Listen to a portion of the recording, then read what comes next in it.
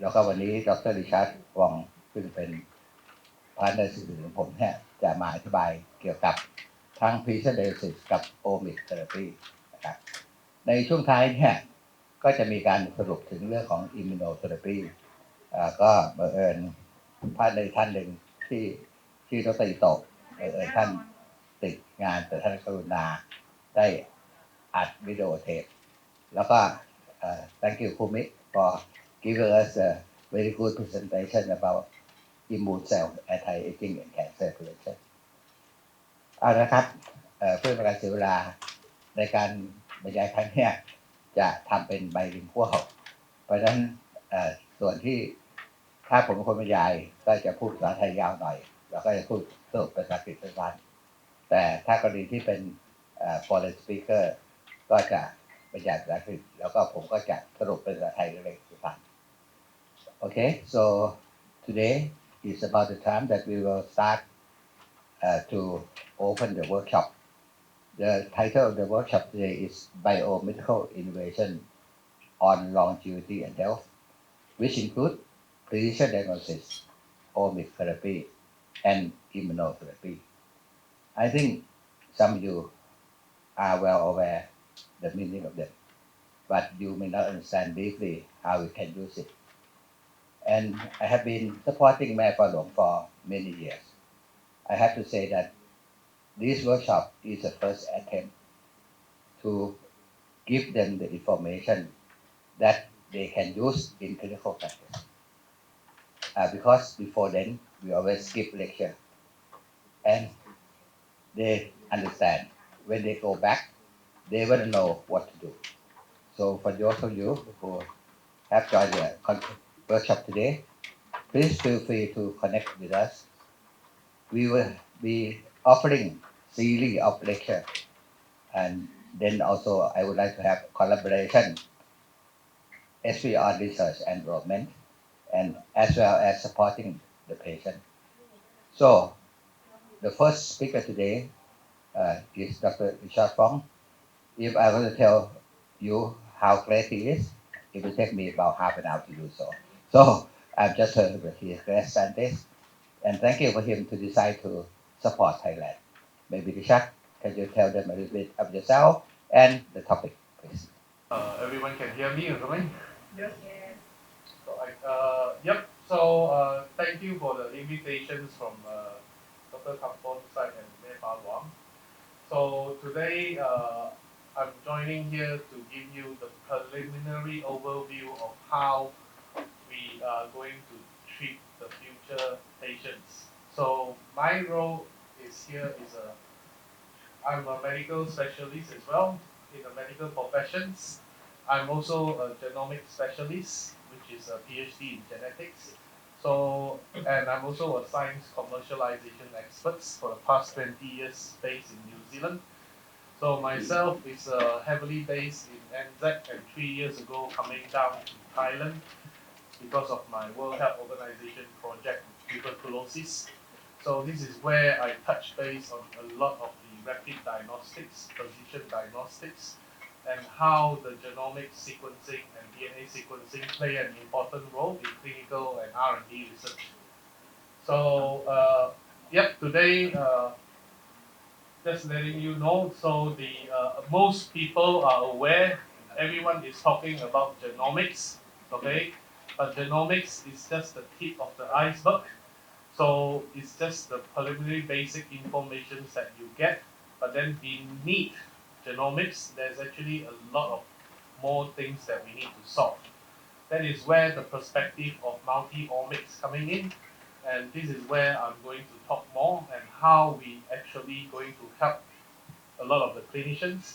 and how we actually treat particularly patients using this kind of a precision medicines.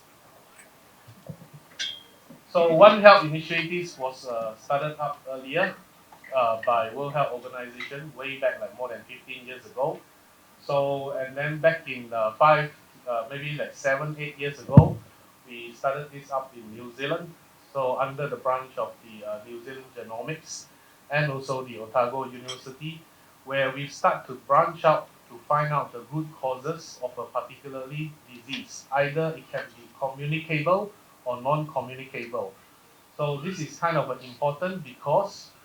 our genetics is heavily based on particularly One Health approach, where we heavily integrated animal, plants, and the humans. So animal, plants, and humans is all under environmental, and the animals and plant people is asking us what has got to do with the human health. The thing is, the food that we consume every day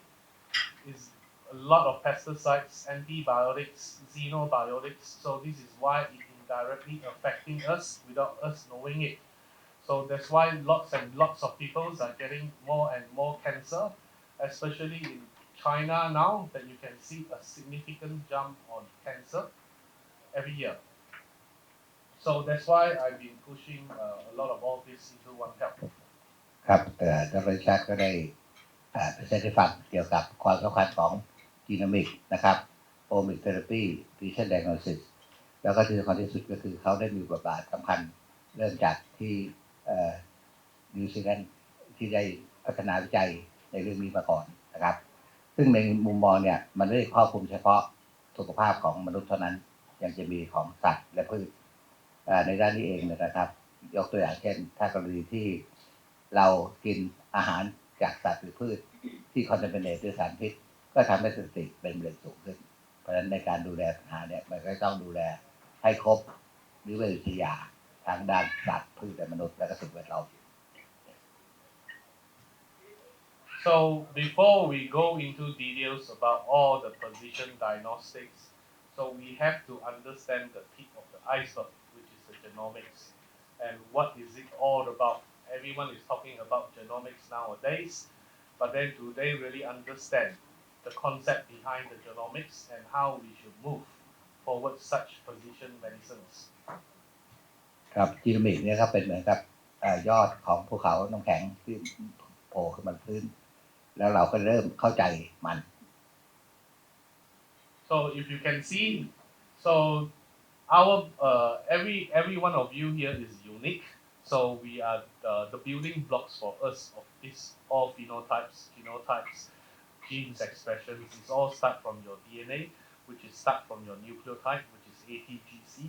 So if you look at the particularly base pair here, so this is where it all start encoding your unique code individual, which is your own one, and giving you a certain characteristics than everyone else. And then you go back to your DNA, and then it become a gene, where it's then being packed into a histone, and then nucleosome, and then chromosome, and into the cells. So this is the basic morphologies of all this kind of genetics, DNA, genomics that you can see. So if you look into the DNA sequencing, all we need to do is to add this ATGC in hundreds of pages that we bioinformaticians as well need to interpret the digital data to the real data. ครับในโซนจีโนมิกก็คือการศึกษาเรื่องจีนนะครับหรือพันธุกรรมซึ่งก็คือใช้ DNA มันจะเริ่มจากคำว่า base pair ซึ่งจะมี4ชนิดก็คือ AGCT นะครับซึ่งทั้งหมดก็จะมีกระบวนการที่จะพัฒนาต่อมาโดยจับกับโปรตีนที่ฮิสโตนกลายเป็นนิวเคลีโอโซมแล้วก็นำมาสู่โครโมโซมแล้วก็เป็นส่วนประกอบของเซลล์ Yep, so we cannot escape the terminology, so means that I always put a slide on the terminologies of what is DNA.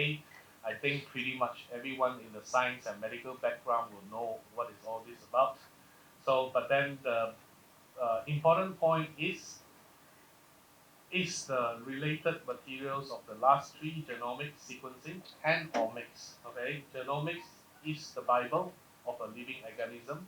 where it all encodes ATCGs, which is that will be most important information that we get out from the sequencing,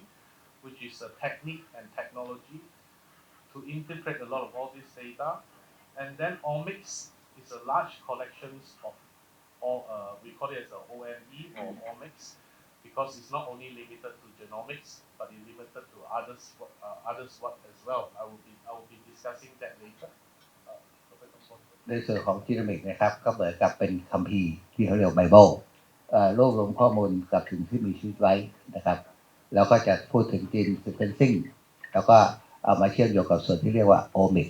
หมายถึงว่าเราก็จะรวบรวมข้อมูลความก้าวหน้าทางวิทยาศาสตร์แล้วก็รวบรวมเป็น big scale data เพราะเดียวคำว่า omic เดี๋ยวดร.ชาจะอธิบายได้อีก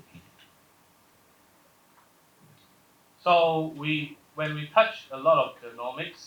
so in the early days, this technology was available in the like year 2000 plus. So you can see that they have mentioned particularly how the technology has evolved. In the old ways, we always get the tissue samples, pathology, microscopies, okay, and then in the early of the after the just the millennium, you can see that particularly way of the genomics is starting to come in using a gene chip, okay, and then a proteomics mass spec. So basically, most of this still available, but then now, as of like today, we are having more and more branches coming out, okay, and they are more professional and they are actually more in details. ครับในอดีตนะครับเรามีความสามารถเฉพาะเอาเนื้อเยื่อคนไข้แล้วก็ไปดูทางด้านพยาธิวิทยาซึ่งก็แพทย์ก็คุ้นเคยขนาดนั้นแต่ในยุคใหม่นะครับเราสามารถใช้ความรู้ที่เรียกว่าจีโนมิกมี DNA sequencing นะครับแล้วก็จีนชิปแล้วก็มีไมโครเรย์เทคนิคซึ่งสามารถตรวจสอบเทสได้พร้อมกันในจำนวนมากในส่วนของโปรตีโอมิกเนี่ยก็จะเป็นอีกวิธีการหนึ่งที่เรานำมาแอพพลายทำให้เรามีข้อมูลที่จะพัฒนาวิจัยต่อได้เยอะ So talk about brief intro on genomics. Now we talk about the technology, the workforce behind all the omics, which is the DNA sequencing. And what is DNA sequencing? It's actually far more complex. If I want to talk about this whole day, I can talk about this technology concept. But here is the preliminary overview of what happened since 1970, okay, to now. You can see back in the 1977 Sanger method, which is one of the earliest first generation of DNA sequencing technique was being introduced, all the way back to 2003, 2004, where you can see Solexa. Solexa is is now known as Illumina. Okay, previously is known as Solexa, where they buy over it, and our university at Massey and New Zealand is one of the first in southern hemisphere to acquire Solexa. But then after that, we sell it to Illumina. So this is where we have started my career started back in 1998, 1999. So this is where we do a lot of first generation sequencing, all the way to nano sequencing, which is I heavily running a lot of workshop now in Thailand, especially in Kampon University for my tuberculosis projects, and how do we use a USB device sequencing to actually diagnose as a point of care device next to a patient for drug resistant tuberculosis. ครับที่ขออนุญาตเพิ่มเติมเพิ่มให้เข้าใจง่ายขึ้นนะครับในแง่ของ DNA sequencing เนี่ยจะเป็นกลยุทธ์ที่สำคัญในการศึกษาวิจัยไม่ว่าจะเรียกว่าโอมิกและอื่นๆมันจะเริ่มต้นจากตั้งแต่คศ1977พัฒนามาเรื่อยๆผมขอเสริมตรงนี้ว่าในคศ1990เนี่ยโรคได้สามารถพัฒนาเขาเรียก Human Genome Project ทำให้เราสามารถทราบว่ามนุษย์แต่ละคนมี DNA เฉพาะต่อบุคคลอะไรบ้างเพราะฉะนั้นเมื่อเราเข้าใจถึงจีนเราก็สามารถมันดิเปเรตไปได้หมดเช่นถ้าเราอยากจะพัฒนาจีนของเราให้เป็นฉลาดขึ้นเราก็จะรู้ว่าจีนอะไรทำให้ฉลาดเป็นต้นนะครับในช่วง1990เนี่ยเทคโนโลยีมันยังช้ามันยังไม่สามารถจะให้บริการอย่างแพร่หลายได้แต่การพัฒนาที่เป็น second generation third generation และถึงปัจจุบันเนี่ยมันพร้อมที่จะให้ข้อมูลได้อย่างรวดเร็วแล้วก็สามารถตรวจแซมเปิลพร้อมกันได้ในเวลาเดียวกันแล้วก็ริชาร์ดก็เป็นผู้นำในเทคโนโลยีที่ผ่านมาแต่ second generation จนถึงปัจจุบันแล้วริชาร์ดเองก็ได้ช่วยงานของมหาลัยขอนแก่นกับ WHO ในด้านนี้ด้วย So if you just look at the first generation sequencer on your far left hand side, those are based on the Sanger sequencing, which is based on the which is a block technologies. Means that they use a dideoxy dye, which is blocking the part of the DNA. But anyway, I do not want to complicate matters. So the first generation is the one that normally that you take particularly less than if you want to sequence your DNA, the maximum you can go is just 1 kb long basis. Okay. The second generation, which is started down in 2005, 2006, we call it as a Illumina short read sequencer. So this is the one that is tremendously boom a lot of research output and also microbial discovery. So this is where all Illumina, Roche, okay, Kaigens, all this coming out, even BGI, okay, all this is coming out, all their own short read sequencing platforms. So currently I'm focusing on the third generation sequencer, which is a single molecule. So if you look down on the particularly downside here, you can see that the DNA strands is being passed in through a mini pore, okay, a nanopore actually called. A nanopore, this is done by nanopore sequencer, which is by nanopore sequencing. So this is where my research got a lot of won a lot of awards and also publications. So this is where we use a single molecule as a point of care device to monitor in real time, particularly tuberculosis patients, okay, who are resistant to particularly drugs, multi-resistant drugs, and then advise the clinicians down in Myanmar how do we actually supposed to treat the patients. So this is using rapid and precision diagnostics. Okay, so the sequencing cost here on the other end, you can see has dropped tremendously from 3 billion USD for the first starting of human genome project has been dropped all the way down that's less than $1,000. You can sequence your own genome. And because of this, cost is driving down. You can see significantly high throughput of data is coming up all the way up throughout the years. So the DNA sequencing and genomics and omics fields is booming because of such availability. Yes. ครับในแง่ของ generation นะครับมันเขาเคยว่าเขาสรุปว่ามันเริ่มจาก first generation second แล้วก็ในปัจจุบัน third generation โดยสรุปนะครับว่าเทคโนโลยีที่ระยะหลังเนี่ยจะมีความสามารถในการประเมินตัวอย่างและได้มากกว่ารวดเร็วกว่าซึ่งก็ส่งผลทำให้ราคาค่าใช้จ่ายเห็นไหมครับตอนช่วงแรกที่ใช้ first generation เนี่ยถ้าศึกษาเรื่องของ human genome เนี่ยจะต้องใช้เงินถึง 3,000 ล้านเหรียญ US แต่ด้วย third generation เนี่ยเราทำได้เหมือนกันโดยราคาแค่ 1,000 USD by the way, this is not my daughter drawing. So this what we call here is the importance of DNA sequencing. What the pictures that you're looking here is not an abstract painting that you put on the wall. Okay, this is all the networks, biological networks, your gene expressions, your protein expressions, your transcriptomic expressions. It's all coming out from DNA sequencing to tie it up to all your relationships on a particularly projects you're ongoing. In this case, it's particularly relationship on the cancer panels that we actually run with Australian National Universities. So we have a pan cancer, which is I will talk about this later on. So, but nonetheless, what I'm trying to tell you is only DNA sequencing can give you such informations, and DNA sequencing is just a small part of the work. 70% of the other workload is by bioinformatics that we have to translate all ATPC, okay, to all this data set that you see here and give back to the clinicians. ครับอันนี้คือความมหัศจรรย์ของ DNA sequencing ซึ่งเขาพูดว่านี่ไม่ใช่ภาพที่ลูกสาวเขาวาดแต่สิ่งที่เริ่มต้นเนี่ยครับผมก็สรุปง่ายๆจาก genetic นะครับ4 word ก็คือ AGCT สามารถสร้าง combination ทำให้เราได้ทีมหลายหมื่นจีนแล้วก็ตอนนี้เขาสามารถทำ mapping ออกมาได้ So now let's go to precision diagnostics. So when I'm giving a talk on precision diagnostics, I'm giving you a real life applications that some of the projects is by our collaborators or some of the projects is made by my own. Okay, how we actually using genetics, genomics, DNA sequencing to push for precision diagnostics and medicines, and how do we actually translate our research to an impact, which is this is really important here. ครับในส่วน precision diagnosis ก็คือการวิจัยอย่างซื่อตรงและแม่นยำนะครับมันก็จะรวมศาสตร์ทุกอย่างตั้งแต่ DNA sequencing proteomics และอื่น ความสำคัญของมันก็คือทำให้แพทย์สามารถเข้าใจสาเหตุหลักในการเกิดโรคได้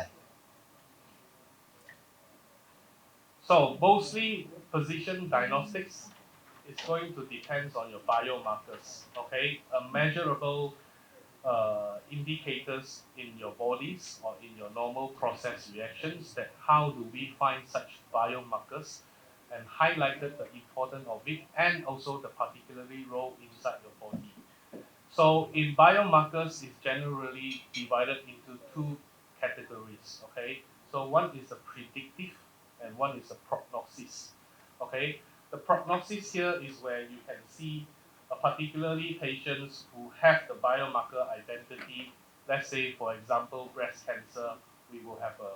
particularly biomarkers of BRCA genes. So we can actually highlight that particularly patients who are undergoing the biomarker detections and with the interventions of how the therapy is going to work. Based on the BRCA genes, we can then administer a more precision through the diagnostic and also the medication. Compared to you can see a standard treatment regime, okay, means that you can see the mortality rate is dropping down and the survivability of this is very low. So all these kind of things to highlight that biomarkers play an important role in certain diagnostics, in clinical diagnostics. ครับmolecular biomarker เนี่ยเป็นเรื่องที่สำคัญนะครับซึ่งเราก็จะใช้การวัด DNA RNA characteristic นะครับซึ่งสิ่งที่สำคัญจะมี2ชนิดก็คือ predictive กับ prognostic predictive ก็คือความสามารถในการคาดคะเนได้อย่างเที่ยงตรงและแม่นยำเช่นถ้าเราตรวจในห้องนี้นะครับที่อยากจะรู้ว่าคุณมีความเสี่ยงเรื่องอัลไซเมอร์ไหมเราจะบอกคุณเลยว่าถ้าโปรไฟล์มันแสดงออกคุณมีความเสี่ยงเท่าไหร่ส่วน prognosis เนี่ยหมายถึงพยากรณ์โรคเช่นกรณีที่ชาติพูดถึงก็คือมะเร็งเต้านมเราก็มีการสามารถวัด BCR กินที่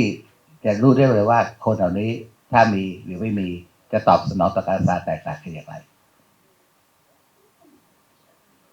So people ask me, is it worth it doing the genomic biomarkers? Okay, I will say it's worth it. You can see this is a report, also you can get it from the Statista as well. So the biomarkers industry is booming. So in the next 4 years or 5 years, you can see it will be particularly like more than like $8 billion USD there. So this is a booming industry and how precision medicine is moving towards the next 5 to 10 years time. ครับในแง่ของ genetic biomarker research ก็โชว์เห็นนะครับว่าในการ projection เนี่ยในคศ2028มันจะสูงถึง 8,298 million US dollar. So let's go for case study 1. This is my people asking. So this is a longevity, particularly conference, and why am I talking about infectious disease? Okay, so longevity is defined as that how we actually prolong our lifespans. But then everyone fail to account that if you prolong your lifespans but you are infected with infectious disease, you're still going to die early. Okay, there's no longevity. That's what I tell everyone. So the thing is, this is my first case study. This is based with in Myanmar. Okay, way back in 2016-17. This is a collaboration project with the Myanmar government and also World Health Organization and also New Zealand and Oceania, the universities to conduct a lot of this kind of tuberculosis. Why tuberculosis now is important. So a lot of people asking me time to time when I was giving my talk down in Australia and New Zealand. Most of the people will be asking me, hey, I thought TB is an ancient disease. Why are we still carrying TB? But then are you aware tuberculosis has surpassed HIV? It's currently the #1 killer in the world. Okay, 1.8 million people die annually on TB alone. You can Google it yourself and check it because the drugs that we used to take and took is no longer work. So most of them are multiple resistance to drugs. So this is why the papers that we come up highlighting a genomic profiling of more than 300 positive TB patients in Myanmar, okay? And most of that, 190 are multiple drug resistance, and 30 of them are like extensively drug resistant patients. Means that what available modern drugs today is not available to treat them, okay? So we compare the gold standard LJ medium gene expert line probe with our rapid precision diagnostic using Oxford Nanopore, which is I won myself an award from the Oxford.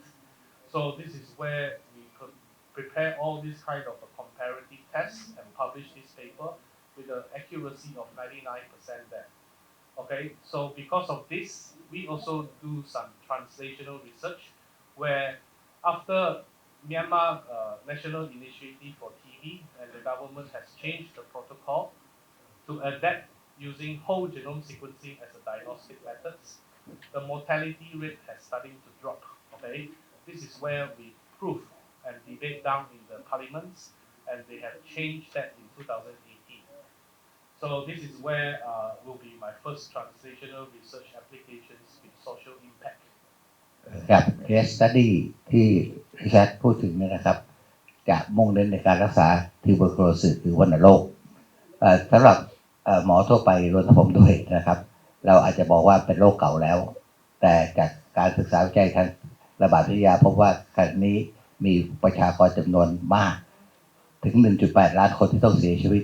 ในแต่ละปีจากวัณโรคซึ่งอาจจะสูงกว่า HIV อีกเพราะฉะนั้นเขาก็เลยมีการศึกษาวิจัยที่พม่านะครับโดยความร่วมมือของ World Health Organization นะครับแล้วก็นิวซีแลนด์แล้วก็โอเชียเนีย University ซึ่งเขาก็ใช้ Precision Diagnostics นะครับในการศึกษาในผู้ป่วยวัณโรคมากกว่า300คนที่ตรวจพบว่าติดเชื้อวัณโรคแล้วเขาก็แบ่งกลุ่มนี้ว่า190นะครับจะเป็นมันติดดรัก resistant แปลว่าดื้อต่อยาหลายชนิดอีกว่ามากกว่า30จะเป็น extremely drug resistant แปลว่าไม่มียารักษาได้สูงถึงประมาณ30เพราะฉะนั้นในการมี Precision Diagnostics เนี่ยเขาก็ศึกษาต่อว่าจากข้อบทวิจัยเราจะเอาไปใช้ประโยชน์ในการรักษาอย่างไรอันนี้โดยสรุปเนี่ยเขาจะเรียกว่า translational research จากการที่เขาศึกษาความแตกต่างของPrecision Diagnostics เขาก็จะสามารถวางแผนในการรักษาเลือกโปรแกรมยาที่เหมาะสมกับคนไข้ได้ก็ส่งผลทำให้รัฐบาลของพม่าเนี่ยนำเอาแผนการรักษาแบบใหม่ไปใช้ประโยชน์ So to expand the earlier talks, so we also use such diagnostic tools, which is a USB sequencing device, which is Oxford Nanopore, as I said earlier, next to a particularly patients, which is extreme drug resistance. So this is one of the earliest documented publications on bedaquiline, okay, which is a new drug being introduced in 2017, 2018 to treat particularly extensively drug-resistant patients. Okay, so what we do is that we actually do kind of investigations on the bedside, so to compare the patient profiles between all the gold standards, and then how do our physicians' rapid diagnostic is actually aiding the clinicians by giving them the correct information they should how to treat particularly patients. So most of the time in Myanmar, in Thailand now, okay, you might not be aware, Thailand is also a very hot spot for tuberculosis, okay, not only coming from particularly human to human transmissions, it's also coming from cow,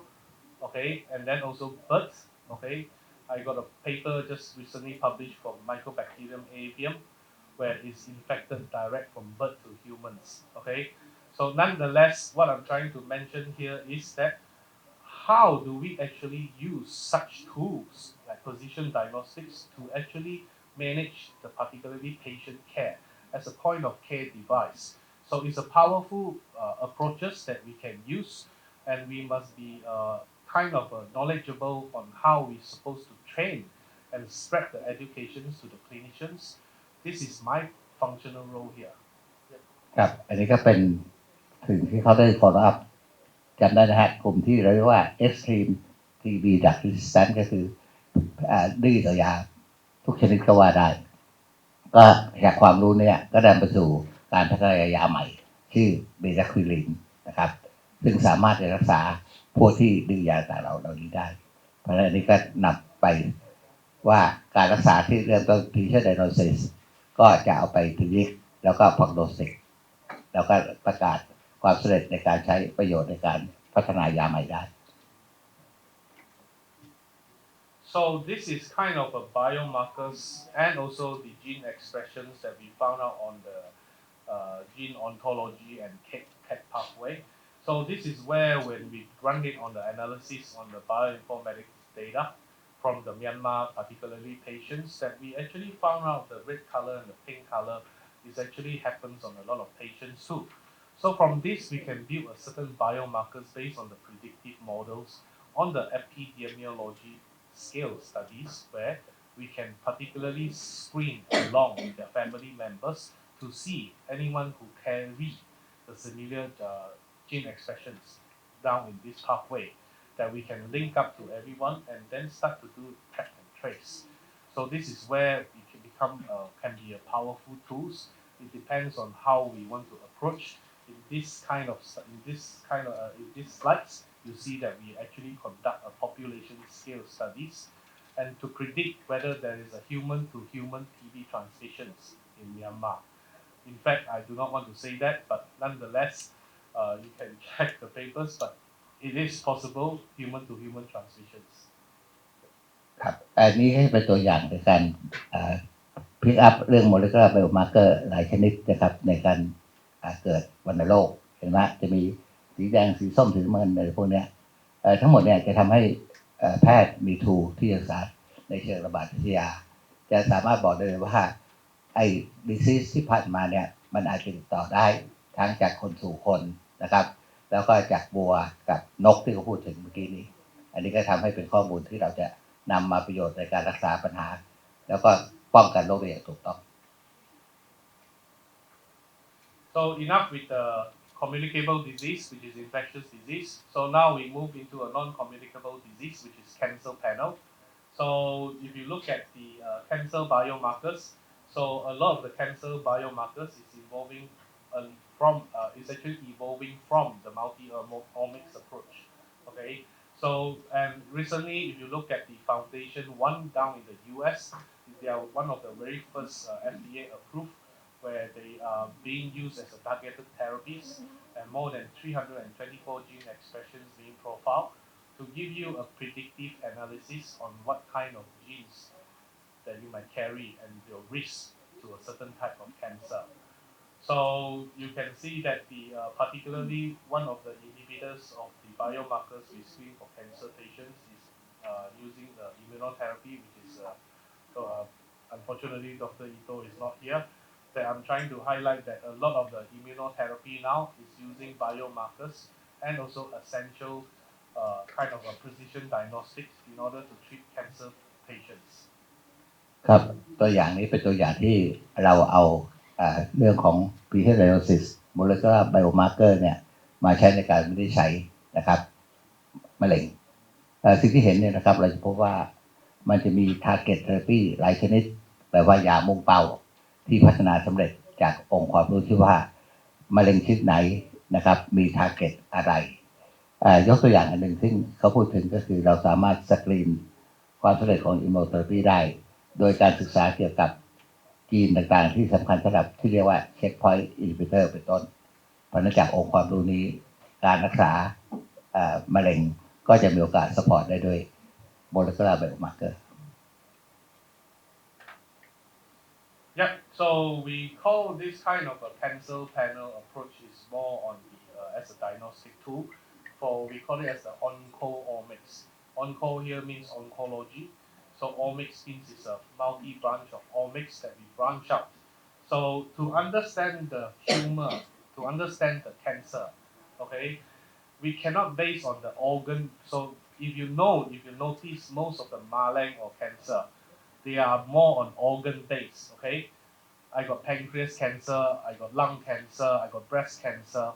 So we do not want to go into that anymore because the diagnostic for such things is so huge that we cannot even understand and giving a proper treatments. So what we should do now is integrating multi-omics to give a precision diagnostics on the genetic level and gene expressions. So means that particularly future you'll be looking at BRCA genes deficiency. How do we actually treat particularly patients with such genes error? Where does the root causes of your cancer coming from? Do they mutation from a certain point of cells? And we need to look into it instead of treating the symptoms. So this is why I said it's not as that is why I said the genomics is just the tip of the iceberg. If you look at the particularly like cancer panel, you have to include multi-omics, not only genomics. You'll be needing transcriptomics, proteomics, metabolomics, pharmacomics a lot. So all these omics combined together along with your big data to give you a complete scenario of the cancer that we are trying to treat using a therapeutic way. So this is where I mentioned on the particularly omics here can predictive, preventative, and personalized medicines. ครับในเรื่องของมะเร็งนะครับก็สามารถสรุปได้ว่าเราใช้หลักการองโคโอมิกองโคก็แปลว่าแค่มะเร็งนะครับในส่วนนี้เราจะอาศัยองค์ความรู้หลากหลายตั้งแต่ DNA sequencing และอื่นๆทีนี้จากตัวอย่างนะครับถ้ากรณีที่เราสามารถ identify target therapy ได้ผมขอเสริมหน่อยว่ายีนที่สำคัญก็คือ BRCA BRCA จีนแล้วก็ในมะเร็งเต้านมของผู้หญิงเนี่ยจะเป็น P53 จีนเพราะฉะนั้นถ้าเราสามารถ detect ได้ว่าไอ้ abnormality ของจีนเนี่ยเขาเกิดมะเร็งชนิดใดเราก็สามารถ target ในการรักษาได้สิ่งที่ชัดเน้นก็คือว่าเราจะใช้จีโนมิกอย่างเดียวไม่ได้มันจะต้องเป็น multiple omic ตั้งแต่ transcriptomic นะครับก็คือตั้งแต่ transcription stage proteomic metabolomic radiomic pharmacogenomic และอื่นๆ So this is one of the classic example of gastrointestinal cancer. Okay, so you can see that the biomarkers is being discovered through a novel pathway through a lot of the transcriptomics analysis. And then how does the metabolomics, okay, where we do expressions on the metabolites. On the B here, you can see that how does all this kind of a PD1, PD1L receptor and ligands is combining with the macrophages to kill a particularly cancerous cells to identify. Okay, most of the immunotherapies will know that, particularly all these macrophages, you can actually use a kind of a modified T cells to identify a certain particularly cancerous cells. For example, would be the melanoma. So this is where they have engineered in such way T cells or CAR T cells to actually kill cancer. So you can also see the liquid biopsy biomarkers and then the patient characteristics. So this is kind of a normal workflow to include on the cancer diagnostics. So we can no longer, okay, I look at your pathology slides. Based on this, you are on cancer level 4. You will have a lifespan of mortality of 6 months. Does this still work? So no, a lot of things that we still need to investigate by giving accurate predictions. We actually talk to a lot of doctors. You know, the patient actually die earlier when they hear themselves have cancer and they have 6 months to live. All the stressor, it doesn't help. So this is where we're trying to mimic a scenario that we're giving them extra comfort and also trying to make them understand how does their cancer progression is going on. ครับในเรื่องของมะเร็งนะครับก็สามารถสรุปได้ว่าเราใช้หลักการองโคโอมิกองโคก็แปลว่าแค่มะเร็งนะครับในส่วนนี้เราจะอาศัยองค์ความรู้หลากหลายตั้งแต่ DNA sequencing และอื่นๆทีนี้จากตัวอย่างนะครับถ้ากรณีที่เราสามารถ identify target therapy ได้ผมขอเสริมหน่อยว่ายีนที่สำคัญก็คือ BRCA BRCA จีนแล้วก็ในมะเร็งเต้านมของผู้หญิงเนี่ยจะเป็น P53 จีนเพราะฉะนั้นถ้าเราสามารถ detect ได้ว่าไอ้ abnormality ของจีนเนี่ยเขาเกิดมะเร็งชนิดใดเราก็สามารถ target ในการรักษาได้สิ่งที่ดิฉันเน้นก็คือว่า เราจะใช้จีโนมิกอย่างเดียวไม่ได้มันจะต้องเป็น multiple omic ตั้งแต่ transcriptomic นะครับก็คือตั้งแต่ transcription stage proteomic metabolomic radiomic pharmacogenomic และอื่น So this is one of the classic example of gastrointestinal cancer. Okay, so you can see that the biomarkers is being discovered through a novel pathway through a lot of the transcriptomics analysis. And then how does the metabolomics, okay, where we do expressions on the metabolites. On the B here, you can see that how does all this kind of PD1, PD1L receptor and ligands is combining with the macrophages to kill a particularly cancerous cells to identify. Okay, most of the immunotherapies will know that, particularly all these macrophages, you can actually use a kind of a modified T cells to identify a certain particularly cancerous cells. For example, would be the melanoma. So this is where they have engineered in such way T cells or CAR T cells to actually kill cancer. So you can also see the liquid biopsy biomarkers and then the patient characteristics. So this is kind of a normal workflow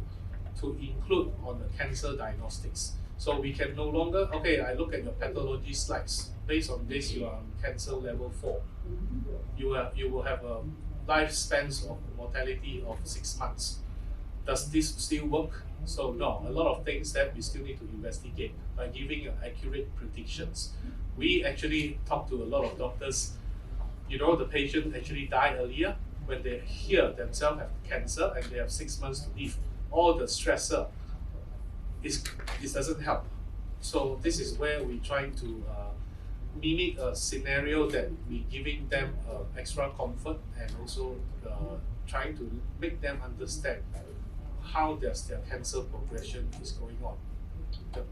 ครับในเรื่องนี้เห็นได้ว่าโมเลกุลมาร์เกอร์นะครับยังจะมีการขยายขอบเขตเพื่อจะไม่ให้ท่านกังวลมากวันนี้เข้าใจซะก่อนนะครับว่าเราจะต้องเรียนรู้ว่าถ้าเราต้องการจะรู้ว่ามาร์เกอร์อะไรที่โชว์ DNA damage มันก็จะมีอย่างเช่น TMB นะครับในเป็นบรรทัดแรกแล้วเราก็จะสามารถทราบว่าถ้ามันเกิดgene mutation ซึ่งอาจจะเรียกว่า epigenomic มันก็จะไปดูที่ interferon gamma pathway MDM2 เป็นต้นส่วนที่เป็น epigenetic อื่นๆก็เช่น neoantigen hypermethylation อะไรอื่นๆนะครับด้านล่างเนี่ยจะเห็นได้ว่าจากความรู้นี้เราก็ไปใช้ประโยชน์ในการเอา biomarker ต่างๆเช่นถ้าเราอยากจะดูเกี่ยวกับ PD-L1 นะครับ PD-1 อันนี้ก็จะพบว่าเมลานมาจะเป็นสกินแคนเซอร์ที่ express PD-1 เพราะฉะนั้นถ้าเราสามารถ target ไปที่ PD-1 ได้เราก็จะสามารถรักษาเมลานมาหรือมะเร็งผิวหนังได้ในแง่ของ liquid biopsy อันนี้เป็นอันที่ผมพูดเยอะมากในช่วงหลังนี้ความหมายจริงก็คือว่าจำได้ไหมครับที่พิชาติพูดถึงว่าในช่วงแรกแพทย์ทำได้เพียงแต่เอาชิ้นเนื้อไปให้พยาธิแพทย์ส่องกล้องดูแล้วบอกแล้วว่าเป็นมะเร็งอะไรซึ่งข้อจำกัดมีเยอะมากอันนี้ขออนุญาตขยายความนิดนะครับเนื่องจากถ้าเราจำเป็นจะต้องไปทำไบออปซี่ในบริเวณที่การไปทำเนี่ยเช่นเนื้อเยื่ออยู่ในสมองในปอดในหัวใจมันก็ทำไม่ได้เพราะคอนเซ็ปต์ของ liquid biopsy ที่เกิดมาจากแนวคิดที่ริชาร์ดพูดถึงเนี่ยได้นำไปสู่วิธีการวิเคราะห์มะเร็งได้อย่างแม่นยำมากกว่ามันไม่ได้เพียงแต่บอกว่าเป็นเนื้อเยื่ออะไรมะเร็งชนิดไหนแต่มันบอกว่า abnormality ที่เป็น target ของมะเร็งแต่ชนิดที่แตกต่างกันเพราะฉะนั้นตอนนี้ก็จะนำไปสู่คอนเซ็ปต์ที่ว่า target therapy คือยามุ่งเป้าในช่วงหลังจะเห็นได้ว่าคนที่เป็นมะเร็งเนี่ยมียามุ่งเป้าจำหน่ายอย่างมากมายอีกด้านหนึ่งก็คือการนำเอา immunotherapy ซึ่งเดี๋ยวตอนท้ายผมอาจจะเสริมดร.อิโตะซึ่งท่านก็ส่งวิดีโอมาว่าถ้าเราทราบ target ที่จะให้ immune cell ไป attack เราก็จะทำให้เราสามารถเพาะเลี้ยงเม็ดเลือดขาวแล้วก็ให้เป้าหมายมันอย่างเช่นตอนนี้เรามี NKT CAR-T วิธีการง่ายๆก็คือเราเอาเซลล์เม็ดเลือดขาวเนี่ยครับไปโปรเซสแล้วก็สร้าง target ให้เขาเวลาฉีดไปเนี่ยไม่ว่ามะเร็งอยู่ที่ไหนมันจะวิ่งมุ่งเป้าไปเองอันนี้ก็ทำให้การรักษามีประสิทธิภาพมากขึ้น yes. So this is an interesting one that we actually conduct with the from the Australian National Universities and also the from universities down with the Imperial College UK and the Italian people. So this is the first set of things is what we're trying to point here is that how we actually move from all these things to here using a pan cancer classifications. So this is big data coming in. So it means that how your particularly cancer, providing we are not only analyzing one type of cancer. So how does we combine all the data set of cancer, let's say 1,000 sets of patients with different kind of cancer, whether we can classify them and find a similarity between all these cancer into highlighting whether there's a novel biomarkers and pathway. So this is how it's being done by going into a lot of omics analysis by combining big data, and we do a lot of bioinformatic analysis and comparing them to come up pan cancer classifications. Okay, from here we go into predicting a modeling clinical features. Let's say we have let's say we have 10,000 data set now, particularly patients A coming in with having a familiar profile, we will then highlight against our pan cancer classification and do a predictive models in a fast way. How do these patients be classified as? Which type of cancer this. So we all know this kind of a subtype modeling, and we also know how does the drug response is going to take. Most of the pan cancer classifications will have their own genomic data and also transcriptomic data, how the drugs respond to pharmacologically, okay, whether they've been treating a certain drugs of chemotherapy. So we all this combining to come up a multi-omic fingerprints where this fingerprint act as the final precursor for screening all these particularly new patients coming in to simplify the workflow and do a predictive analysis based on a lot of all this integration and deep learning algorithm. ครับไอ้ด้านนี้นะครับนำไปสู่วิสัยทัศน์ใหม่ซึ่งอันนี้ผมยังเชื่อว่าหมอที่รักษามะเร็งที่ว่า oncologist นะครับยังไม่ได้ตระหนักว่าประโยชน์ของมันนะครับผมเสนอทีนะครับจากนี้ไปผมอยากให้ทุกท่านเนี่ยเข้าใจคำว่า liquid biopsy นะครับโดยที่เราไม่ต้องเอาเนื้อเยื่อไปตรวจเหมือนเดิมแล้วนำไปสู่การ classification แปลว่าการแบ่งแยกมะเร็งแบบใหม่สมัยก่อนเนี่ยเราจะบอกว่าอันนี้เป็นมะเร็งเต้านมชื่อ adenocarcinoma นะครับมะเร็งผิวหนังชื่อ melanoma แต่ตอนนี้ก็จะเปลี่ยนแล้วก็คือเราจะบอกว่ามะเร็งเนี่ย based on omic study ว่ามันมี PD-L1 receptor ไหมถ้ามันมีพวกนี้จะมีความสามารถที่เขาเรียกว่า checkpoint inhibitor ก็คือมันจะสามารถกลายพันธุ์และดื้อต่อยาได้เร็วมากแล้วก็ถ้าเรารู้ว่ามันจะต้องใช้แบคค่าจีนเราก็สามารถหาเป้าหมายที่จะพูดถึง modeling clinical feature เพราะในอนาคตถ้าเรื่องโอมิกที่เรียกว่า onco omic พัฒนาได้อย่างเต็มรูปแบบนะครับเราจะสามารถเปลี่ยนวิสัยทัศน์และต่อไปเราจะไม่พูดอีกแล้วครับว่าเป็นมะเร็งที่ปอดที่เต้านมเพราะข้อมูลจากนี้มันจะยังบอกด้วยว่าถ้าเขาเป็นมะเร็งที่ปอดในขณะเดียวกันอีกคนหนึ่งเป็นมะเร็งที่ตับอ่อนที่เรียกว่า pancreatic cancer ถ้ามันมี BCAR จีนยามุ่งเป้าตัวเดียวกันเนี่ยก็รักษาได้เพราะนั้นต่อไปอนาคตคอยดูแล้วกันนะครับว่าภาพของการรักษามะเร็งจะเปลี่ยนแล้วก็คำว่าที่วิชาพูดถึง pan cancer classification จะเป็นเรื่องใหม่มากๆในวงการมะเร็ง So if you look at the particularly a lot of the publications here, so there's a lot of these collaborations now, and one of the highlights I highlighting here is between the New Zealand government and the Chinese, and also the my other universities, Otago Uni, where we have a lot of pan cancer diagnosis and prognosis using BGI, which is one of the largest sequencing company in China, where we collecting a lot of the patient data and tumor tissues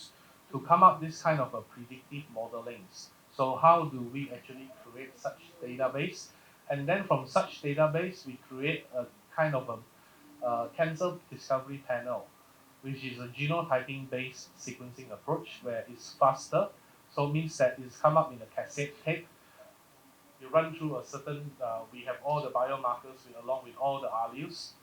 into a particularly cassette tape that you put into a sequencing genotyping machine, where you pass by the specimens from your particularly patients. So within a certain X hours amount of times, instead of weeks, you get your data set. So this is why we want to speed up the process of how we identify such cancer and then for cancer therapies purposes. So this can be having more discussion later if anyone is interested in this. So yeah. ครับริชาร์ดได้แสดงให้เห็นถึงความศักยภาพของไบโอมาร์เกอร์นะครับที่จะใช้ประโยชน์ตั้งแต่แพนแคนเซอร์ไดโนซิสแล้วก็การทำ target therapy แล้วก็บอกถึงพยากรณ์โรคต่างๆในรายละเอียดเนี่ยนะครับถ้าใครสนใจก็สามารถติดต่อกับริชาร์ดได้วันนี้ผมขอสรุปกับทุกคนก่อนว่าวันนี้มันอาจจะยากมากแต่ว่าผมอยากจะให้ท่านทั้งหลายที่เข้าเวิร์กช็อปในวันนี้สามารถเอาไปใช้ประโยชน์ได้ก็จะขอเริ่มต้นก่อนนะครับสำหรับนักวิจัยในสาขามะเร็งผมจะพยายามเชื่อมโยงให้มีความร่วมมือกันระหว่างนานาชาติสถาบันมะเร็งแห่งชาติก็ควรจะรับเรื่องนี้สถาบันวิจัยจุฬาภรณ์ก็ควรจะรู้เรื่องนี้นะครับนักวิจัยต่างๆในที่ริชาร์ดได้ทำเนี่ยนะครับเขามีส่วนร่วมเกี่ยวข้องโดยเฉพาะ BGI ซึ่งจะเป็นกลุ่มที่ใหญ่ที่สุดของโลกของจีนนะครับแล้วก็ Cancer Society ของนิวซีแลนด์เพราะฉะนั้นถ้าใครที่สนใจจะเป็นนักวิจัยในด้านนี้ก็สามารถขอความร่วมมือจากริชาร์ดได้สำหรับประชาชนทั่วไปวันนี้ผมอยากจะให้ความหวังสำหรับมะเร็งที่ท่านอาจจะเคยได้ยินว่าไม่มีทางรักษาถ้าเข้าใจว่าทุกอย่างมีโฮปมันเปลี่ยนความคิดเลยไม่ต้องไปนั่งทำไบโอซีให้ทารุณแล้วก็สามารถเอาเลือดเอาน้ำลายเอาน้ำในช่องปอดไปทำโมเลกุลาร์ไบโอมาร์เกอร์แล้วสามารถบอกได้ว่าเราจะมีวิธีการรักษาอย่างไรโดยใช้หลักการที่พูดถึง yes So we move away from cancer. So now we trying to measurement of health and risk. So people is asking me, given that I'm talking several topics here and professionals. So the thing is, I'm a genomics specialist. I'm exposed to multi types of particularly research because I sequence for them. So this is why omics can be quite powerful, can be applicable to many different fields. So in this kind of field, we call it as aging biomarkers. So how do we actually use precision diagnostics to measure the particularly length of your telomeres? Okay, this is where I have collaborations here with Dr. Kampon here for such particularly diagnostic here at the moment. ครับในเรื่องราวที่เกี่ยวข้องกับ anti-aging นะครับในวันนี้นะครับเราก็จะได้มีการเอาองค์ความรู้เกี่ยวกับ aging อันนี้อาจจะยากหน่อยนะครับดูจากข้างด้านล่างแล้วกันเซลล์ซีเนเซนส์แปลว่าเซลล์มันแก่นะครับถ้ามันตายเนี่ยเราจะเรียกว่ามันเกิดกระบวนการอัลพอปโทซิสเพราะฉะนั้นถ้าเรามีความรู้เข้าใจตรงนี้เราก็มีวิธีการจะทำให้เซลล์ที่แก่ที่ยังไม่ตายกลับมาฟื้นสภาพได้เราฟื้นได้ยังไงก็เราก็จะต้องรู้ว่าโปรเซสที่เรียกว่าซีเนเซนส์มันเกิดได้ยังไงนะครับอันนี้ขอเติมให้มันก็มีการศึกษาวิจัยเกี่ยวกับในเรื่องของแชปเปอโรนโปรตีนซึ่งสามารถรีเวิร์สทำให้เซลล์ที่แก่กลับเป็นเซลล์ที่แข็งแรงได้แล้วก็เดี๋ยวก็อาจจะมีพาร์ทเนอร์ผมชื่อดร. แพทริก เคซี่มาอธิบายถึงแชปเปอโรนโปรตีนเราศึกษาวิจัยในคนไข้ที่ไตวายนะครับแล้วก็หัวใจวายปรากฏว่าแชปเปอโรนโปรตีนทำให้กล้ามเนื้อหัวใจที่ตายกับไตวายเนี่ยสามารถฟื้นสภาพได้โดยการไปฟื้นฟูซีเนสเซนส์สิ่งที่ริชาร์ดมีความเชี่ยวชาญสูงมากคือทีโลเมียร์นะครับในด้านนี้มันเป็นส่วนปลายของโครโมโซมซึ่งกำหนดอายุขัยของมนุษย์ทุกครั้งที่เซลล์แบ่งตัวทีโลเมียร์จะกุดลงนะครับเอนไซม์ที่สำคัญในการซ่อมแซมมันชื่อทีโลเมเรสอันนี้ก็เป็นเรื่องที่น่าสนใจเพราะถ้าผมอยากจะให้คุณริชาร์ดช่วยผมต่อให้อายุผมยืนขึ้นผมก็ถามริชาร์ดว่าอยู่ต่อให้หน่อยริชาร์ดจะบอกผมว่าเดี๋ยวจะใช้ทีโลเมเรสอะไรแต่ต้องระวังเซลล์มะเร็งเป็นเซลล์อมตะไหมครับเป็นเพราะฉะนั้นถ้ากรณีที่มีทีโลเมเรสมากเกินไปมันจะกลายเป็นมะเร็ง เพราะในด้านนี้เองต้องอาศัยนักวิจัยระดับสุดยอดแบบดิฉันเท่านั้นถึงจะบอกว่าจะต่อไงให้เหมาะสมไม่ใช่ต่อส่งเดชแล้วก็เกิดมะเร็งมาแทนอันนี้ตามทันนะครับคุณดิฉันก็จะได้พูดถึงหลายเรื่องซึ่งตัวที่น่าสนใจมากที่สุดตัวหนึ่งในความเห็นผมคือเซอร์ทูอินซึ่งก็จะเป็นมาร์กเกอร์ที่สำคัญสำหรับ longevity เดี๋ยวก็โอเค So just to add on Dr. Kampon what he said, I actually looked up it. So but the thing is, when we see the particularly cell senescence, telomere, anti-aging, most people will say that, oh, okay, that will be your telomere, elongate your telomere, and then you eat this supplement, TA65, TA95, whatever supplement. I want to just elongate my telomere, and then I will have a healthy life. The answer is wrong. Okay, to understand how all this relationship work, you need to see the synergistically pair of between cell senescence, telomere, telomerase, sheltering complex, which is the main protein unit that act as a we call it as like a motor. Okay, the energy to drive such motors, okay, comes from the particularly protein complex with the telomerase. Okay, telomerase is an enzyme that doesn't work alone. It needs to bind to a particularly sheltering complex and work together with your sirtuin enzyme. Okay, so all these three components is important. So if you see a particularly supplement or whatever treatments that targeting the sirtuin and all this sheltering, then that is a tutong one. Okay, I will say that. ครับในเรื่องของ complication ของมันเนี่ยครับก็ไม่อยากให้หัวสมองบวมมากนักแต่จะบอกว่ามันไม่ใช่ง่ายที่เราจะบอกว่าต่อด้วยการใช้เอนไซม์เทโลเมเรสเพราะการทำงานของเอนไซม์เนี่ยมันก็ต้องอาศัยโคแฟกเตอร์นะครับอันนี้ในห้องนี้รู้จัก NAD+ ใช่ไหมฮะนะอันนี้ก็จะเป็นตัวหนึ่งที่จะทำให้เซอร์ตูอินฟังก์ชันดีขึ้นเพราะในด้านนี้เองการที่เราจะทำพวกนี้ฮะมันไม่ใช่แค่ว่าเป็นของเล่นง่ายๆที่อะไรมาจับยำแล้วก็อธิบายได้มันจะต้องมีการพูดคอนเซ็ปต์แล้วก็ส่วนที่ผมคอนเซิร์นมากเลยนะครับก็คือ toxicity เป็นเรื่องที่สำคัญ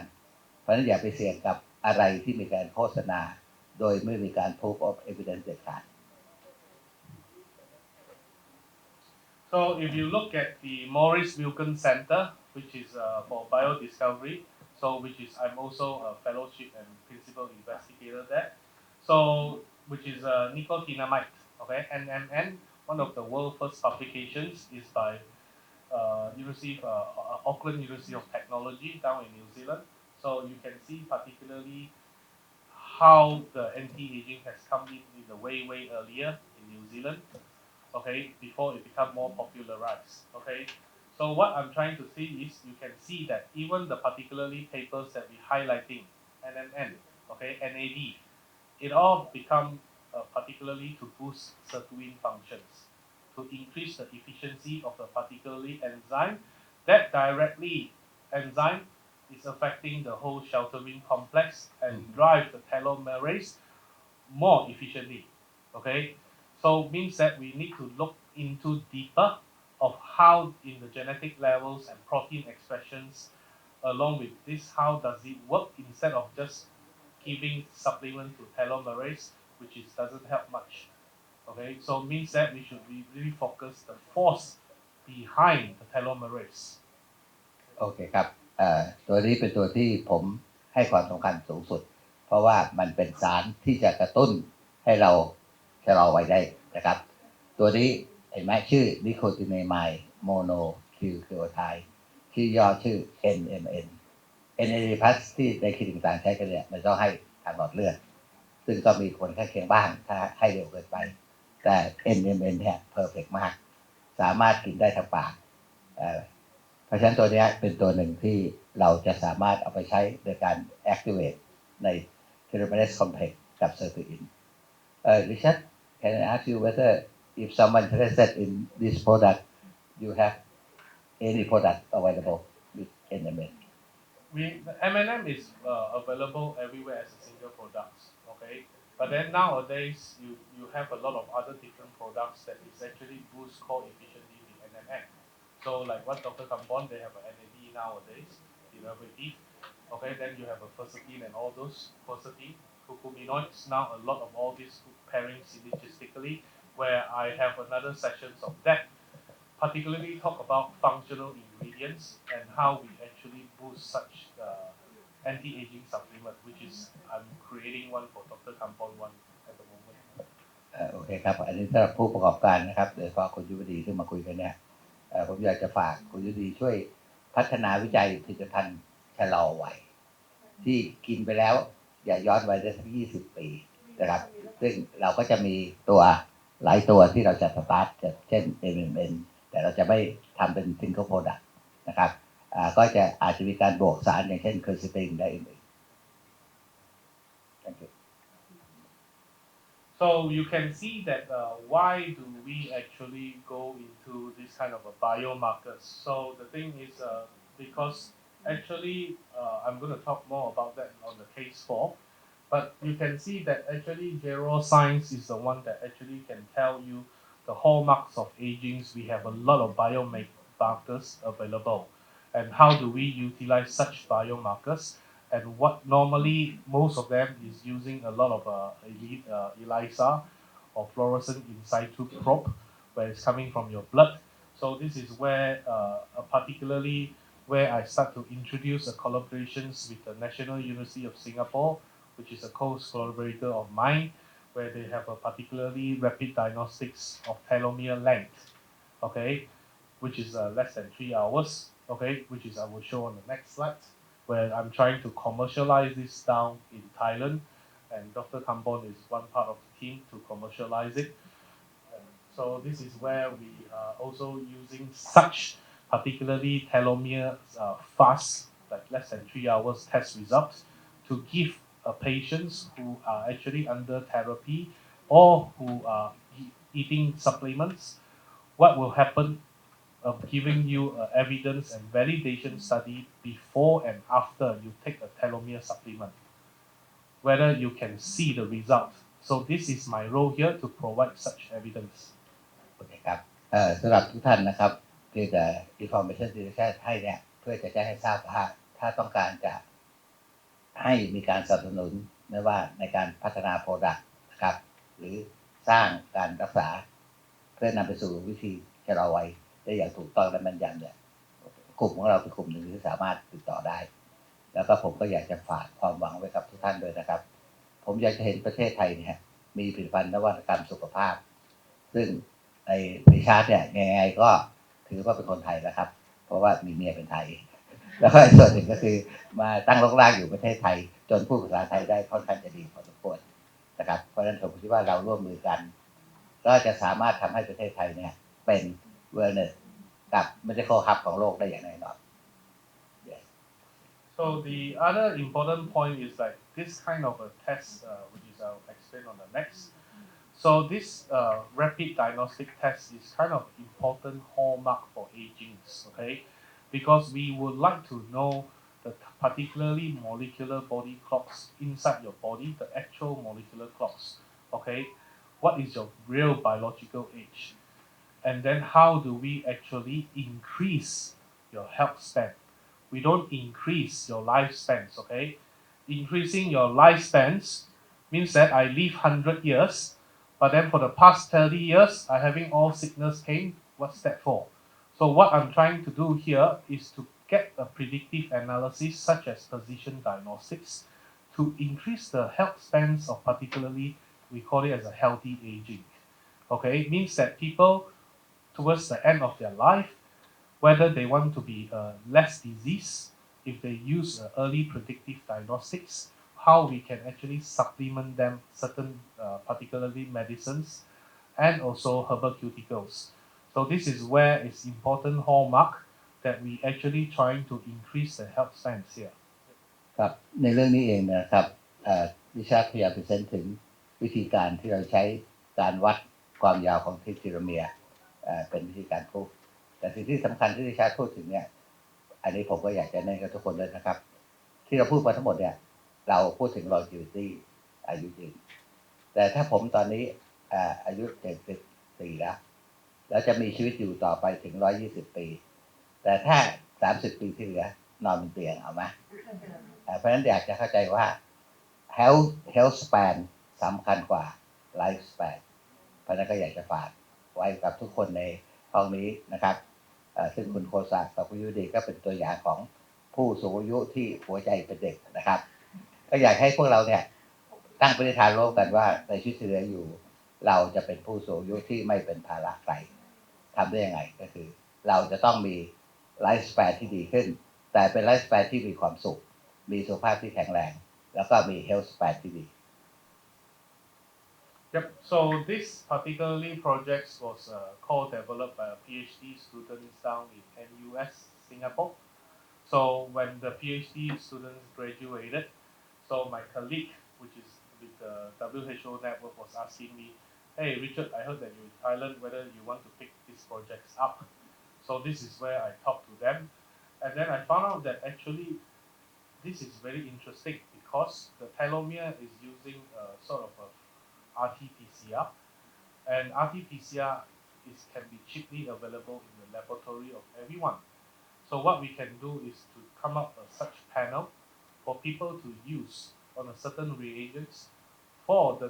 clinical diagnostic laboratory or hospitals to measure a telomere length in a fast way and cost effective, and it's not expensive, okay, because it's by qPCR. So this is why we're trying to increase such collaboration model, and with Dr. Kampon help here to market out to certain clinics and hospitals so that we can commercialize successfully in Thailand for this. ครับในเรื่องของเทโลเมียร์นะครับผมขออนุญาตเพิ่มเติมนิดก่อนที่ผมจะได้คุยกับริชาร์ดเนี่ยผมเป็นคนหนึ่งที่ไม่เชื่อว่าการศึกษาวิจัยเรื่องความยาวของเทโลเมียร์จะมีประโยชน์ใดๆทั้งสิ้นเพราะผมคิดว่าจะรู้ไปทำไมเพราะว่ามันไม่สามารถจะประเมินได้แต่หลังจากที่ได้ข้อมูลจากเขาผมเห็นประโยชน์อย่างมากเลยครับสิ่งที่เราจะวัดเนี่ยนะครับมันจะเป็นมาร์กเกอร์ในหลายเรื่องอันนี้แค่เป็นโอกาสโค้ชทั้งหลายถ้าอยากจะศึกษาวิจัยเกี่ยวกับเรื่องของทีโลเมียร์ biology disorder เราจะสามารถศึกษาวิจัยได้เลยว่าขนาดของทีโลเมียร์มันจะสามารถพิจิตรโรคเราต่างๆตั้งแต่เอจจิ้งนะครับรวมทั้งการเกิดมะเร็งเพราะฉะนั้นถ้าเราสามารถรักษาทีโลเมียร์ให้เป็นปกติได้อันนี้ก็ทำให้ชีวิตเรามีความสุขนะครับสุขภาพแข็งแรงด้วยแล้วก็อาจจะป้องกันมะเร็งในอนาคตได้ด้วยครับ So you can see how the workflow is going to be. So means that you will have extracted your DNA. Okay, it means that you will have your genomic and using qPCR and PCR reagents. So you can see that normally telomeres is all repetitive sequences of TTTTT because it's just acting as the end tip of your chromosome to protect the entangling and all those. You can see all the repeat sequences of here is being plotted out by a series of dilution factors, and you become more on the standardized. Your standard one is this particularly color metric changes. Okay, your standard two is this color metric changes. So means that we have all the different color metric changes and also the intensity. How does it works for particularly when in being fluorescence? Okay. So this is where that you then loaded your samples and compare to the standard curve, and you will have your qPCR standard curve, okay, and then you will have a multi kind of a color where it tells you about all your particularly samples and which one is particularly standard 1, standard 2, standard 3, standard 4, and each standards have their own telomeres algorithm to calculate or particularly what's your real molecular clock is. Okay, and then you will be comparing with the Q-fish, which is the gold standard, and then you go on the TRF, your telomere read length there. So that means that what we're trying to do is to create a fast result and comparable with other result as a cross-reference check. We always cross-reference checks with the gold standard, and then you can increase the efficiency, which is on the previous slide. Okay, so which is 90% of detection rate length also for the cancer, means that because telomere length for cancer is different because they are way out of Hay limit, means that they don't have a limitation, they cannot just expanding rate. So means that if you look at the comparison, so what we're trying to do is our primary objective is to find a particularly fast diagnostics, cheap diagnostics, low amount of starting material. Means that no hassles, lesser hassle in the laboratory setup to come up a rapid, efficient diagnostic tool for telomeres measurements. ครับในกระบวนการในการตรวจนะครับที่เรียกว่า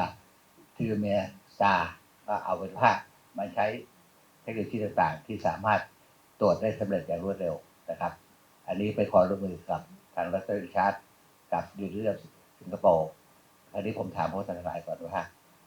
ถ้าเราจะเริ่มจากการที่จะศึกษาใจกับทีโลเมียร์ในห้องนี้มีใครสนใจไหมครับที่จะตรวจสอบทีโลเมียร์ตัวเองถ้ามีช่วยยกมือนะครับโอเคเพราะฉะนั้นหลังจากการประชุมแล้วเนี่ยนะครับก็ขอให้ติดต่อ VS และแจ้งความจำนงไว้เพราะอย่างน้อยที่สุดพวกท่านทั้งหลายอาจจะกลายเป็น business partner หรือเป็น testimonial แล้วก็เชื่อผมนะครับว่าถ้าเรามีความรู้นี้รวบรวมเป็น big data จะเป็นประโยชน์กับประเทศชาติอย่างมหาศาลเพราะฉะนั้นเราจะเริ่ม starting point ที่เราจะเริ่ม start นะครับว่าถ้าใครอยากจะทราบว่าทีโลเมียร์ตัวเองเป็นยังไงก็เราก็จะส่งผลให้อันนี้ก็รายละเอียดก็คงติดต่อดิฉันไปละโอเค yes So because of that, so now case 4, okay, because this is a workshop, so if you want to have a toilet break, do let me know. So the thing is a leg. So the case 4 will be the last case for the precision diagnostics. So means that what we're trying to do here is people have seen a lot of DNA testing kits, precision DNA, personalized from Hong Kong, from US, from China, everywhere, from Europe. Okay, so what we're trying to here is, my role here is to increase the capacity and innovations for Thailand and for Thai people here. So means that I'm pushing a first personalized genomic test based on saliva approach. Okay, means that the saliva actually is a very powerful this molecular fluids. Okay, so it can detect a certain biomarkers. Okay, down on your salivas. So this is where I want to highlight using this kind of precision tools as a genomics and omics here, trying to do a personalized home test kit for patients that can be sent us to the molecular lab to test a particularly diseases and also to cancer. ครับเรื่องนี้ทางริชาร์ดยินดีที่ซัพพอร์ตโดยเฉพาะ VS รัฐที่อยู่ในสวทช.ให้มีความสามารถตรวจไบโอมาร์เกอร์จากน้ำลายนะครับน้ำลายเนี่ยเป็นน้ำคัดหลั่งที่ให้ข้อมูลเยอะมากแต่ว่าพวกแพทย์กับนักวิจัยต่างไม่ค่อยคุ้นเคยเพราะเราจะสนใจเก็บจากเลือดเพราะฉะนั้นตอนนี้อีกสักพักหนึ่งเราจะแจ้งทราบว่าถ้าท่านบนอะไรให้เราตรวจเราจะตอบคำถามให้ท่านได้บ้างมากน้อยแค่ไหนว่าท่านมีปัญหาสุขภาพอะไรอีกด้านหนึ่งนะครับการตรวจน้ำลายง่ายๆแบบนี้มันจะเป็นเรื่องหนึ่งที่ไปซัพพอร์ตการวิจัยได้เช่นหลายท่านในห้องนี้ก็มีโครงการจะพัฒนาวิจัยเกี่ยวกับผลิตภัณฑ์ต่างๆถ้าเราอยากจะศึกษานะครับว่าสารตัวนี้มีฤทธิ์แอนตี้ออกซิแดนต์นะครับเราก็จะบอกท่านว่าเราสามารถตรวจน้ำลายเพื่อวัดออกซิเดทีฟสเตรสได้เพราะฉะนั้นถ้าเราเปรียบเทียบ before after ถ้าสารตัวนั้นมีแอนตี้ออกซิแดนต์ที่แรงมันจะต้องลดออกซิเดทีฟสเตรสได้อันนี้ก็จะเป็น powerful tool แล้วก็ผมว่าคุณที่จะเกี่ยวข้องก็ไม่น่าจะกังวลใจที่จะบริจาคน้ำลายอันนี้ก็เป็นพื้นฐานก็เราติดตามต่อไปเรื่อยๆนะครับเราก็แจ้งให้ทราบว่าเราพร้อมจะบริการจากตรวจน้ำลายรายการอะไรบ้างค่าใช้จ่ายเท่าไหร่ yes. So if you look at the number of diseases being detected primary for saliva based, so you got your oral disease, brain cancer, oral cancer, all these have available biomarkers, all in the database out there. Some of them are even in the microbiome database available freely for everyone that can be actually pulled up with the bioinformatics information. But there's one point I would like to point. Saliva diagnostics using this kind of a position diagnostic, position has been going on for a while. Okay, maybe like more than 10, 15 years ago, people are trying to do it. Even this publication, you look at that, is 2012. Okay, but why it's not being commercialized now? Because I would say the time is not right. Okay, if you introduce a saliva diagnostics based on your position biomarkers or all these things in the early days, it's not feasible. Because how do you distinguish your saliva from contaminants of other microbiome in your mouth? How do you distinguish between a human cells, okay, or byproducts to come up with such precision diagnostics? 5 years ago, it's not doable. But now, I would say it's doable because it's multi-omics and the advancement of DNA technology, which is the sequencing, that you can algorithm bioinformaticsly filtered all the human contaminants, and you can also do a 16S microanalysis or a whole genome sequencing on your microflora or for humans. Even the database have a lot of this. Get it pre-filtered via the algorithm, and you get your real actual results. ครับในการตรวจน้ำลายนะครับไม่ใช่เรื่องใหม่นะครับอย่างที่เปเปอร์ที่ดิชาโชว์ข้อ2ข้อ12ด้วยซ้ำดิชาพยายามจะชี้แจงว่าในสมัยที่ทำได้แต่โอกาสยังไม่มาถึงแต่ช่วงนี้เป็นความพร้อมแล้วนะครับเพราะฉะนั้นเราก็จะสามารถอธิบายได้ว่าการตรวจจะสามารถตรวจอะไรได้บ้างอันนี้เป็นรายการที่เราสามารถตรวจได้ในปัจจุบัน So this is based on 23andMe. Okay, it's a very huge DNA sequencing company for personalized home testing kit in US. Okay, so you can see they are fully approaching saliva base, and but based on their saliva report, you can see they even teaches you what is your comparing a big data analysis with their existing client that consists of millions of them. Okay, come up with your average of your weight, okay, your exposures to your particularly your health and wellness, and advise you particularly on whether you want to limit your red meat because of certain biomarkers is being detected and you are having more prone to a certain cancer maybe. So avoiding fast food, okay, sleeping healthy means that you will have a longer sleep period and resting. You see, all these things that you see in front of you is a marketing gimmick, okay? But this marketing gimmick, to be honest, it works for people and for patients because they are based behind the concept of this. They are based on your real biomarkers, and they are repackaged in a way of marketing to tell you that your risk will be higher if you continue to eat red meats. Means you are prone to more cancer. So such a way is an educational tool for consumer, and this is where I always highlighted, hey, trying to be positive. A lot of all this company is giving you a valuable information from your body that you should pay attention to. So this is why I said a lot of all this is worth doing it to understand how your body works and what your body's current state at. ครับในการศึกษาจากการตรวจสารว่านะครับเขาก็ยกตัวอย่างบริษัทในอเมริกาซึ่งทำมาเป็นแพลตฟอร์มเทคโนโลยีแล้วก็สามารถเชื่อมโยงในเรื่องราวที่เกี่ยวกับการกินเรดมีทนะครับฟาสต์ฟู้ดในการนอนหลับการกินผักเอ็กซ์ไซส์ได้อื่นอันนี้เราก็สามารถทำในเรื่องนี้ได้แล้วก็ผมก็อยากจะตอกย้ำว่าในฐานะที่เป็นแพทย์มานานก็พบว่าหลายเรื่องเนี่ยผมเพราะว่าผมมักจะคิดตัวเองว่าคนไข้ควรจะกินนี่เพื่อป้องกันโรคมะเร็งแต่คนไข้สนใจอะไรที่ใกล้ตัวมากกว่าอันนี้ก็เป็นตัวอย่างที่เราสามารถพัฒนารูปแบบได้ Yep, so this is a mock-up and we have a ready saliva collection test kit. Okay, so it's going to be commercialized with VS Lab and Nanogene. So this is where we are going to collect personalized genomic tests. Okay, so this our first initial